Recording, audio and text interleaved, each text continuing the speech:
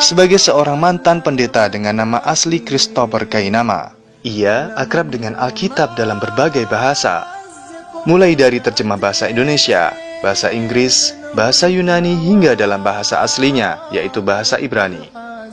Ayat demi ayat, ia selami, hingga akhirnya bertemu dengan sebuah ayat yang sangat menghentak dirinya. Yang paling memukul saya itu adalah Yohanes pasal 5 ayat 30. Itu paling memukul saya, bahwa saya harus mengikuti anjuran beliau Yesus, beliau Isa alaihissalam, Nabi Allah ini, untuk patuh dan mengikuti Nabi setelah dia. Setelah saya baca ini Yohanes pasal 5 ayat 30, itu saya tadinya saya masih, oh dia memberitakan bahwa akan ada Nabi gitu, tapi saya tidak puff gitu untuk ke situ gitu ya, untuk ikutin, enggak, aku tetap sama dia aja gitu. Tapi setelah baca ini, apa katanya Ustaz? Nah udah, aku tidak dapat berbuat apa-apa. Berarti kalaupun aku ikutin dia, tidak ada cara lain, aku harus ikut yang dia bilang tadi. Ia yang akan datang, dia akan mengajarkan kamu, akan mengembalikan kamu kepada seluruh kebenaran.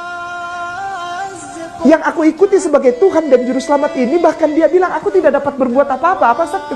Aku tidak dapat berbuat apa-apa. Aku tidak dapat berbuat apa-apa dari diriku sendiri. Aku menghakimi sesuai dengan apa yang aku dengar, dan penghakimanku adil.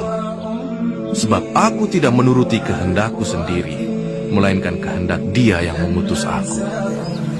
Dia utusan, mentok Ustaz, mentok saya. Yesus yang aku agungkan, bahkan aku diampuni dosaku, ternyata dia tidak bisa berbuat apa-apa. Bukan saya yang bilang, beliau, dan aku masih cinta sama beliau. Dan semua orang muslim di seluruh jagat raya ini memuliakan Isa kok, cinta sama dia.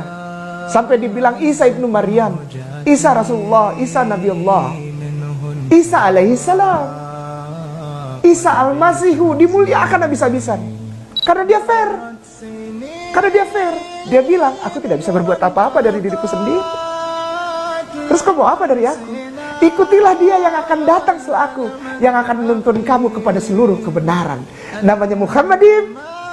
Dia dapat kitab dan dia tidak dapat membaca. Dan kuncinya, dia akan membawa kamu kepada Qul huwallahu ahad.